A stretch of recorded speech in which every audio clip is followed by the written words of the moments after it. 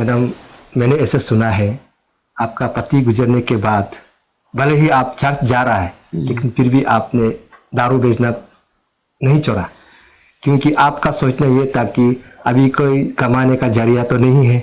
अगर हम अफीम नहीं बेचेगा तो मेरे बच्चा को मैं कैसे पालूंगा, कैसे उसको पढ़ाएगा। इस तरह सोचकर आपने भले ही चर्च जा रहा है लेकिन आपने अफीम बेचना नहीं छोड़ा, अफीम को बेचते रहा। तो एक बार ईश्वर ने आपको रिवलेशन दिया है कि आपका अफीम बेचने का कारण से आप कितना पाप कमाया। ये ईश्वर ने आपको कैसा रिवलेशन दिया और इसका रिवलेशन का मतलब क्या है, इसके बारे में आज जो आपका टेस्टिमनी को दर्शक सुन रहे, थोड़ा सा बताइए इसके बारे में। 97 में मेरा पति नगर में मर गया था। मरने का बाद मेरा बच्चा लगभग छोटा था। मेरा फर्स्ट बच्चा जो 10 साल का था, सेकंड बच्चा जो ये 6 साल का था और 3 नंबर बच्चा जो 11 महीना का। लास्ट बच्चा जो ये मेरा पेट में था। तो इसी समय में बच्चा छोटा कोई भी मेरा सामने नहीं आता था, सब डर लगता था। ये उसका ये जो आत्मा जो आदमी को लेता है बोलकर उन लोग इसे बोल कर कोई रास्ता में मिलने से भी हमको साइड करता था। उन लोग ये सोचता था कि डरता था कि आपका पति का आत्मा मेरा साथ ले जाता है। इसी समय में बस्ती से हम ईटानगर चला गया। ईटानगर में बैठ के वहाँ में कुछ भी खाने के लिए नहीं है, घर बैठने के लिए भी नहीं था, कोई भी सहारा नहीं था। हम बहुत तकलीफ से जिए, वहाँ में बिना खाके बैठा था। मेरा बच्चा लोग का मेरा बच्चा भी भूखा से नहीं रोता था। अभी मामी कुछ भी खाने के लिए नहीं है बोलने से बच्चा लोग ऐसे चुपचाप सो जाता था। ऐसे कंबल भी नहीं था, मेरा एक कपड़ा था, एक कपड़ा का साल भर पहनता रहता था। मेरा बच्चा लोग तो कपड़ा ही नहीं पहना है, ऐसे कोई भी पूछने वाला नहीं आता है। ऐसे करके हम बहुत तकलीफ था, इसलिए हम अफीम बिक्री करना शुरू हो गया। और भी एक दोस्त लोग से पैसा दार करके दारू बिक्री करना शुरू हो गया। 6 साल अफीम बना के बिक्री करके हम इससे था।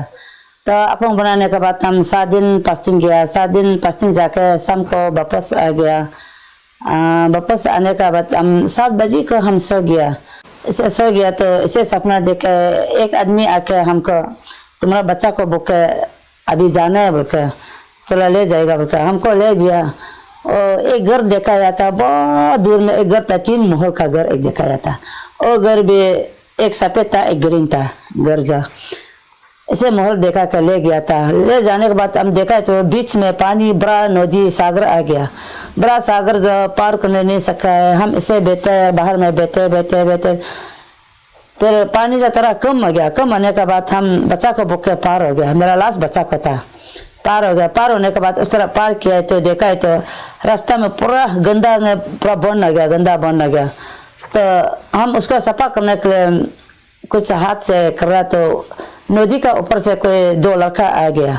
2 लड़का आके ऐसे बोला अभी देखो ये तुम्हारा का अफीम बनाने वाला पत्थर है, बोला तुम्हारा रास्ता वही बंद कर रहा है बोलकर ना हमको इसे बताया था। तो अभी से तुम उसका ताश मत करो, तो उसको हम आग जला देगा बोल के, आग जलाएगा बोल के वो आदमी ऐसे बोला। तो हमको ऐसा आज से दारू मत बनाओ और बीड़ी मत पियो, सदा मत खाओ ऐसे बोला था। और ये जुआरी मत खिलो बोला था।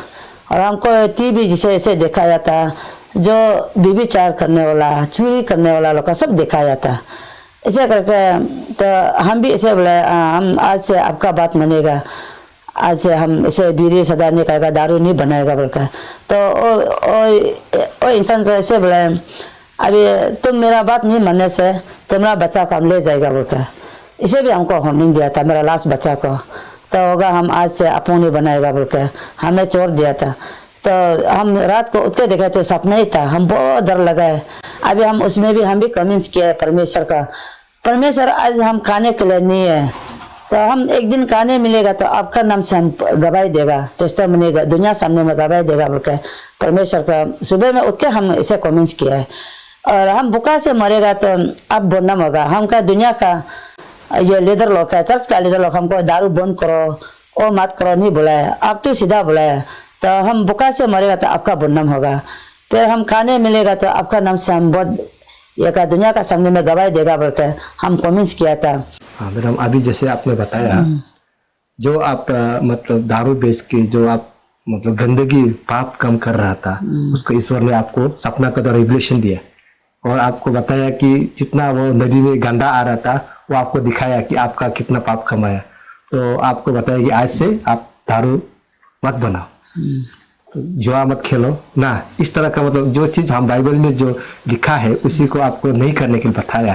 तो सच में बाइबल में भी ऐसा लिखा है कि आप खुद भी नहीं पीना है, दूसरा को भी नहीं पिलाना है, जो आपका शरीर के लिए नुकसान है, जो हानिकारक है उसको चुना नहीं। तो ये आप बहुत अच्छा बात बताया। तो उस दिन से लेकर आज तक आपने कभी दारू को नहीं छुआ? नहीं छुआ। अच्छा, और कभी बनाया भी नहीं ना? और आपने अभी जुआ भी कभी तो खेला तो नहीं होगा, क्योंकि हम लोग लोकल आदमी लोग ज्यादातर औरत लोग भी ज्यादा जुआ खेलता है, लेकिन आप अभी ईश्वर का बात को मान के आप चल रहा है, इसीलिए आपको ईश्वर आज तक इतना अच्छा रखा, ब्लेसिंग दिया, ये मेरा मानना है। और एक सवाल मैडम, मैंने ऐसा सुना है हमारा कुरुंग डिस्ट्रिक्ट में जो डिस्ट्रिक्ट हेडक्वार्टर कोलोरिंग है उसमें आपने क्रिश्चियन चर्च को बनाया, शुरुआत किया, मतलब एक आप फाउंडर हैं क्रिश्चियन चर्च का।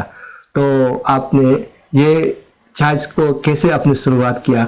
क्या आप अपने से सोचा है ना ईश्वर ने कुछ रिविलेशन दिया? तो कैसे करके हमारा कोलोरिंग में आपने क्रिश्चियन चर्च को बनाया, इसके बारे में थोड़ा मैं जानना चाहता हूँ। 2007 में यहाँ में गॉस्पेल टीम ईटानगर से हमको रास्ता देखा बोल के लेकर आया था। मेरा पास पैसा भी नहीं था, सिर्फ 70 रुपया था। तो यहाँ में गॉस्पेल टीम आया, गॉस्पेल किया, कने 2 दिन बैठने के बाद उन लोग ईटानगर वापस चला गया, हमको यहाँ में छोड़ के गया। तो हम तो पैसा, हम ईश्वर काम करने के लिए हम नहीं बैठा था, हम कुछ यहाँ में पैसा से ढूंढने के लिए बैठा था, मेरा बहन से लेने के लिए। तो उसका बाद हम वहाँ में जाके अभी अपन बिक्री नहीं कर रहे, तो सब्जी से बिक्री करेगा सोच के। मेरा पास कुछ भी नहीं था, मेरा बहन का घर में बैठ के हम ऐसे सपना देखा है, एक बुरी जो आकर हमको यहाँ में 3 महीना का मछली बिक्री करो बोल रहा था, मछली बिक्री रहा था। हम इससे उसका भी हम कुछ एक्शन नहीं है, ऐसे सपना ही बोलकर हम छोड़ दिया। फिर भी और भी दूसरा रात में ऐसे बोले और भी 3 महीना मछली बिक्री करो बोल के, तो 2 बार हो गया, ऐसे भी हम एक्शन नहीं था, ये सपना है बोल के, तो हम एक्शन नहीं था। फिर 3 बार में एक लड़का आया था, तुमको यहाँ में 3 महीना मछली बिक्री करने के लिए दिया है बोल के ऐसे बोला। तो हम सुबह उठ के मेरा बहन का बताया है, हमको सपना अभी 3 बार हो गया, सपना में 3 महीना मछली बाजार में बिक्री करो बोल के ऐसे बता रहे बोल के। तो मेरा बहन से बोला तो आपका अबू जीसू जो वो भी बोल सकता है बोल के, होगा हम कोशिश करेगा बोल के मछली 40 kg मंगा दिया था। तो दूसरा दिन में बास में या पहुंचने का बाद हम उसका दुकान सामने में हम बिक्री किया। 2 घंटा में इसे खत्म हो गया मछली 1 बक्सा।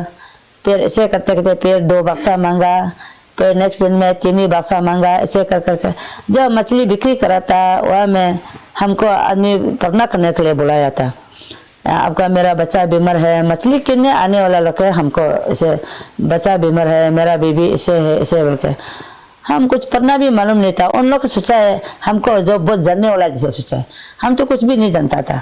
फिर हम उसका अगर मछली का चोर के बहन का मछली उसका बिक्री करा बोल के चोर के हम ये में जाता है, पटना में जाता है, मुख से अपना से पढ़ना करना शुरू हो गया, गाना शुरू हो गया।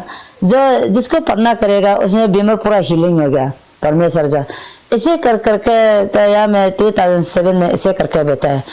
तो हम ईटानगर में फिर वापस चला गया, बच्चा लोग वहाँ में था छोटा यहाँ में 3 महीना मछली बिक्री करके इसे पढ़ना करके ईटानगर चला गया 3 महीना का बाद। और 3 महीना में फिर वहाँ से प्रोग्राम इसे दिया है, तुम कोलोरिंग में जाके मिनिस्ट्री करो, वहाँ में नहीं करने से तुम्हारा 4 बच्चा का लाइफ को बर्बाद करेगा बोल के ईश्वर ऐसे नहीं दे रहा है बोल के। तो हमको 21 डेज फास्टिंग बैठ के जल्दी कोलोरिंग जाओ बोल के। तो हम वहाँ में मान के भी ईश्वर का बात मान के हम वहाँ में 21 डेज फास्टिंग बैठ के कोलोरिंग वापस आ गया। वापस आने के बाद यहाँ में कुछ घर भी नहीं था, मेरा बहन का घर में तो बहुत आदमी भीड़ भाड़ था, घर भी नहीं है। फिर कहाँ में बैठेगा, मेरा 3 बच्चा को लेके आया, कहाँ में बैठेगा सोच के हम बहुत चिंता था। तो उसमें भी हम घर बनाने के लिए सोचा था। फिर भी इसे ईश्वर का रिलेशन से आया, वो भी तुम 3 साल दूसरा घर में बैठा बोला, 3 साल दूसरा घर में बैठ के उसका मिनिस्टर को करो बोल के। तो 3 साल भी हम बैठा है दूसरा घर में, ऐसे बैठ के हम मिनिस्ट्री करके बिना पैसा से, हम कुछ टारगेट भी नहीं था इसे बनाने के लिए, कुछ टारगेट भी नहीं है। परमेश्वर अपना खुद किया, मेरे पास ना कपड़ा ना पैसा ना कुछ भी नहीं था। इसे समय में ऐसे करके परमेश्वर अपना से ये कॉलोनी का क्रिश्चियन चर्च परमेश्वर अपना खुद बनाया है। सिर्फ हम फिजिकल का काम किया है, परमेश्वर अपना खुद बनाया है। आपका पति 1997 को गुजर मतलब गया है, तो वहाँ से लेकर आज तक 2020 दिसंबर 24 ईयर्स हो गया। 24। तो बिना पति का मतलब बच्चे लोग को पालना, घर को संभालना, ये बहुत तकलीफ है। इसमें अगर ईश्वर का साथ नहीं होता है या किसी का सहारा नहीं होता है तो जिंदगी एक मतलब अलग होता है। तो मैं समझ सकता हूँ आपने बहुत दुख तकलीफ से अपने बच्चे लोगों को पाला होगा, और आपका विश्वास का कारण, आपका मतलब ईश्वर का जो विश्वास करते, जो आपने ईश्वर का जो मिनिस्ट्री किया, जैसे अभी आप कोलोरिंग में एक क्रिश्चियन चर्च का फाउंडर है, बनाया है, उस हिसाब से आपको भी ईश्वर ने ब्लेसिंग दिया। तो मैं आपसे ये जानना चाहता हूँ, आपका जैसा इस संसार में बहुत सा लोग हैं बिना पति का, पत्नी लोग बहुत है जो अभी भी हम दोनों का बात को सुन रहा है, उन लोगों को आप क्या सलाह देना चाहता है आपका एक्सपीरियंस के हिसाब से? 97 का दिसंबर से अभी 2021 का दिसंबर में 24 ईयर्स हो गया। अभी अपना का सोच कर दूसरा पति मरा बनने से हम बहुत दुख होता है। दुनिया में ये आप लोग का बीच में मेरा जैसे कुछ वीडियो में की है, तो आप लोग का आगे दुनिया का ये का पति को मत दोनों, वो आपको तकलीफ देगा, दुख देगा। फिर हम परमेश्वर को जानो, परमेश्वर को दोनों, परमेश्वर को हमेशा हाथ में पकड़ कर रखो, आपका दिल में पकड़ कर रखो, तो हमेशा शांति देगा, खुशी देगा। वो परमेश्वर है हम लोग का लाइफ में, जीवन में परमेश्वर है। कोई भी दुनिया संसार में हम लोग का शांति देने वाला नहीं है, सिर्फ परमेश्वर आप लोग का बीच में शांति देगा। हम कमजोर नहीं होना है, हम बिना पति है, हम कुछ नहीं है, इसे कमजोर नहीं होना है। अपने से हिम्मत रख के बच्चा को पढ़ाना है, हिम्मत रख के अपना खुद घर बनाना है, हिम्मत रख के अपना खुद कमाना है। हम लोग पति से भी वही पति अच्छा पति है, शांति देने वाला, खुशी देने वाला। बहुत बहुत धन्यवाद, आपने बहुत अच्छा सुझाव दिया। सबसे पहले हम क्या करना है, परमेश्वर को ढूंढना है। उसके बाद परमेश्वर को आप जब ढूंढेगा, जब परमेश्वर को मिल जाएगा, ये सारा संसार का जो खुशी है वो वही दे सकता है। हम इंसान तो कुछ नहीं दे सकता, सब ईश्वर का बनाया हुआ है। ये बहुत आपने अच्छा बोला। तो और मैं आपको दिल से, सच्चे दिल का, मन का गहराई से मैं आपको धन्यवाद करता हूँ। आपने मेरा चैनल पर आया, आपका अद्भुत गवाही को सारा दुनिया का आगे आपने शेयर किया, उसके लिए धन्यवाद। और मुझे विश्वास है आप इस तरह प्रभु में विश्वास बने रहेगा और आपको प्रभु आशीष करेगा, यीशु के नाम से। Praise the Lord। सबसे पहले उस महान परमेश्वर को मैं धन्यवाद करता हूँ जिन्होंने मुझे इस channel glory of the God zero को करने के लिए अनुमति दिया, बुद्धि दिया, ज्ञान दिया और मेरा लाइफ को और एक्सटेंड किया। उसके लिए मैं तहे दिल से शुक्रिया अदा करता हूँ। आप सभी व्यूअर्स को भी धन्यवाद करता हूँ और आपका फीडबैक मेरे लिए बहुत महत्वपूर्ण है। आपका फीडबैक के द्वारा ही मैं दिन ब दिन इस चैनल को और बेहतरीन से और अच्छा से, सुंदरता से बनाने की कोशिश कर रहा हूँ। इसीलिए आप मुझे जरूर फीडबैक कीजिएगा। यदि आपका पास या तो आपका मित्र के पास या आपके रिश्तेदार के पास ऐसा अद्भुत टेस्टिमोनी है तो मुझे कॉल कीजिएगा। मेरा नंबर है 9612440256। आप जहां भी किस कोने पर क्यों ना हो, यदि आप मुझे बुलाएंगे तो मैं यीशु के नाम से आपकी जगह पर पहुंचूंगा। और मुझे विश्वास है जैसे यीशु मसीह ने मुझे और मेरा परिवार को प्रेम किया, प्यार किया, वैसे आपको भी और आपका परिवार को भी प्यार करेगा, मुझे विश्वास है। और इस प्रार्थना के साथ मैं आप सभी को तहे दिल से वंस अगेन शुक्रिया अदा करता हूँ। आपने मेरा चैनल को सब्सक्राइब किया, लाइक किया और मुझे फीडबैक दिया। यीशु का नाम से आमीन।